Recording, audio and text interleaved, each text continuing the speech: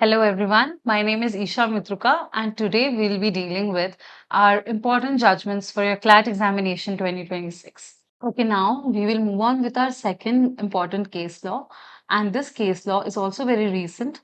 It is Association for Democratic Reforms versus Election Commission of India, and this case came about in 2024, the judgment for this case.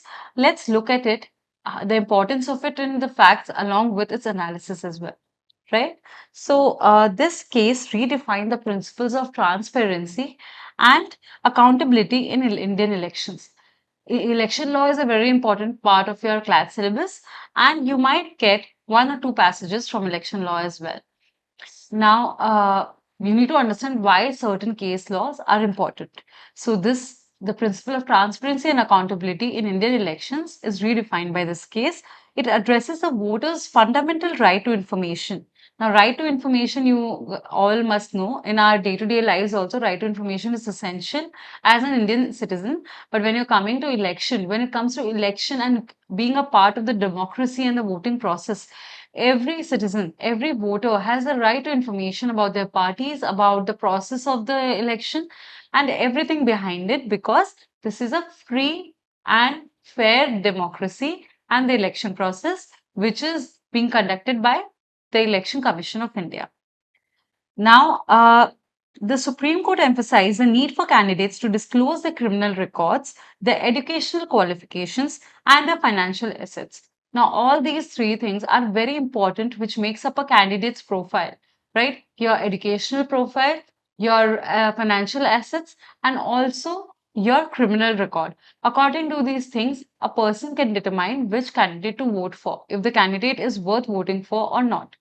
So, the case underscores the broader implications of Article 19(1)(a) of the Indian Constitution, advancing the electorate's right to make informed choices. Now, you should go back, you should open your notes and refer to what Article 19(1)(a) talks about and how the reinforcement of democratic integrity is being upheld through this case. Let's move on to the facts and a clear picture of what this case talks about. Now, as we all know, the right to information has been considered a very important part of political candidates, and it has been considered important for the democratic process, right? In Union of India versus Association for Democratic Reforms, the Supreme Court affirmed this principle, and it significantly impacted the transparency of Indian elections. So, this is a landmark case in electoral law, and that's why we'll talk about it in detail. Now, in 2024, a division bench in this case, it rejected a plea seeking that 100% of the verification of votes should be cast through EVM machines. EVM machines are electronic voting machines. And on 10th May 2024, a review petition was filed at the top court, which is the Supreme Court, against the court's decision. Now, you must be confused by a lot of legal term or a technical term here. Let me explain it in detail. What does EVM machine do? EVM machine are the electronic voting machines. This is an electronic machine through which votes are casted. Before this, there was a system of paper ballot system. Now, paper ballot system, there used to be a paper where the party's symbols used to be printed on one side. There was a space where the voters used to cast their mark in a certain way and fold the paper in a certain way and then put it in a ballot. So that is how the electoral process used to be conducted. But this system was highly unreliable because an incorrect marking, a little bit of smudging would really disqualify the entire vote cast by a person, and this could happen to anyone. And then a lot of discrepancies used to occur because of corrupt practices. So that is why we moved to electronic voting machines through an electronic process, which is completely unreliant on such malpractices. Now, even though this happened, a petition occurred in the court for basically verification of the votes, even through this process. This specific petition was dismissed by the division bench, rather rejected by the division bench, and a review petition further was filed at the Supreme Court because the petitioner was not satisfied with the court's decision. Now, the Supreme Court grappled with the issue for the first time in Subramaniam Swamy versus Election Commission of India in 2013. For understanding this case, we need to go back a few years, at least a decade, and we need to understand where it all started from. The first case the Supreme Court dealt with regard to this particular issue is in Subramaniam Swamy versus Election Commission of India. The court noted that the vote verification was crucial to the electoral process, and recommended that EVMs be better attached with voter verifiable paper audit trails (VVPATs) to ensure transparency and reassure votes. Let me explain to you in simpler terms. The VVPATs, the voter verifiable paper audit trails, are such paper trails that after you conduct your vote, after you put down your vote through the EVM, there's a 7-second window where a paper will be generated, and you can see which party, you can actually verify which party you wanted to give your vote to. Has the same party been given the vote to through the machine? So you can see it for a period of 7 seconds, and then the paper falls into a sealed box, a locked box. So this is a way of ensuring that your vote was cast properly and no malpractice was done. So this 7-second window allows you to do that. Now, in this Subramaniam Swamy case, this vote verification was given some significance, some recognition, and it was recommended that this EVMs will be attached with this, and this is important for further transparency of every voter. Between the Subramaniam Swamy case and the Association of Democratic Reforms case, a number of cases have been filed before the top court, each seeking a higher degree of transparency and accountability. Some petitions have also prayed for a return of the paper ballot system. Some have not. Now, some parties want a paper ballot system because they think it's more convenient, more transparent. Some think that the EVMs through VVPATs are more efficient and important. So, such petitions have also come before the court. Now, a number of cases have been filed higher degree. Now, every voter, every party wants a higher degree of transparency. They feel like they are entitled to more transparent system of the election. Let's see what has happened between Subramaniam Swamy to ADR case, and what evolvement of this process has occurred. Now, when we're talking about the list of cases, first is the Subramaniam Swamy case, where the court held that the paper trail is an indispensable part of the free and fair election, and recommended that a phased introduction of VVPAT system will be held. So the government directed that the phased introduction, one by one, testing it out how it results in, it should be introduced in the country, and also directed the government to provide necessary funding for VVPAT procurement. Now, ECI can only do its job after the funding gets approved. So the the court directed the government to approve such funds. Now, second case was Kamalnath versus ECI.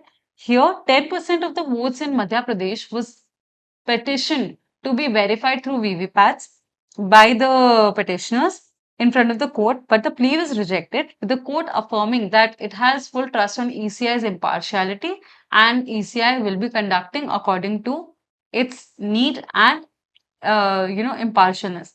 Now, in the third case, Nyaya Bhumi and another versus ECI, which was held in 2018 again.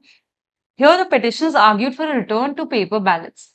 Paper ballots, they requested that paper ballots was a far more transparent system, and instead of EVMs, they should make a comeback. But the Supreme Court dismissed the plea because it did not think so. Number 4, Chandrababu Nair versus and others versus Union of India. In the same year, the court increased mandatory VVPAT verification from randomly 1 to 5 selected polling stations per assembly constituency. So in every constituency, from only 1 VVPAT system to 5 mandatorily VVPAT system was introduced, boosting voter confidence and transparency without impeding logistics, taking care of both, balancing both logistics and also voter right and transparency was maintained by the Supreme Court, and this was upheld by the Supreme Court to be introduced. Now, number 5, Tech for All versus ECI in 2019. In this case, a plea for 100% VVPAT vote verification was rejected, similarly to the case in hand right now. And with the court noticing that the issue had already been considered in Babu judgment. So this was a repetitive judgment. So the court said that this has already been dealt with and the answer was already given before. That is why it's still being rejected. Moving on, here number 6 deals with CR Jaya Sukin versus ECI. Here a petition seeking to return to paper ballots was dismissed due to absence of concrete evidence of EVM flaws. You can't just petition, a person cannot just request a return to paper ballots without logically and legally pointing out the flaws in the EVM system. Without any flaw being present, a court cannot make the judgment to go back to paper ballots without seeing any discrepancy in the system right now. That's why the petition was rejected, or rather dismissed. Madhya Pradesh Jan Vikas Party versus ECI in the year 2022. Here, petitioners sought disclosure of EVM configuration and software code and enforcement of procedure Rule 49E2. The court dismissed the plea, stating that such abstract challenges lacked standing and mandamus was inappropriate. Here, the court has stated that such specific request for the configuration, the software code for the enforcement of the certain rule was not needed. It was vague. It faced with abstract challenges, and this is not required in the transparency of the uh, electoral process. That is why this was rejected. Suhil Ahya versus ECI. A demand for independent audit of EVM source was dismissed. The court emphasized that such policy issues fall within ECI's domain and must be supported by actionable evidence. Now, here what happened was an independent audit of the ECI was demanded, but that was also rejected because the court emphasized that policy issues, the court will not deal with it. Now, the court deals with everything, but certain things fall within the ECI's ambit as well. So, the Election Commission has the power, has a right to hear such policy issues and such problems, and certain evidence must be brought into attention for these challenges to be proved. Association, finally, the case in hand, Association for Democratic Reforms versus ECI. Here, 100% verification votes and the cross verification of the votes that have been given through EVM machines were sought by the petitioners or a return to paper ballot system. Here on April 26, 2024, the Supreme Court rejected all these pleas, reaffirming the trust in the ECI system and labeling paper ballots as a weaker solution to transparency issues. Like I told you, paper ballot system poses a myriad of issues which cannot be solved and only creates a more problematic, process in the electoral process. So that's not possible. The court also said that, and that is why it rejected the plea. Implications of the judgment: the EVM VVPAT system was legally enforced as a backbone of the Indian elections. No scope for 100% VVPAT verification unless Parliament or ECI decides otherwise. It strengthened the judicial deference to the Election Commission's technical and procedural autonomy, and it discourages frivolous and speculative litigation against electoral infrastructure without evidence. So, all of these were very important implications which can be concluded from the judgment and which happened because of the judgment. The benefits of this judgment were it maintains the electoral efficiency till now in the country with 900 million plus voters. So, the electoral efficiency transparency is maintained. It upholds the institutional respect for the authority, which is ECI, correct, Electoral Commission of India, Election Commission of India. The protection against a return to paper ballot system would create a huge chaos and booth capturing as well, which is why EVM is a much safer choice and still is the choice by the court, and it's being upheld. Now, this is how we have reached the conclusion of this particular case. Let's move on to the next case. If you want to read some more about this case, you can go back and you can give the PPT a read as well. All right.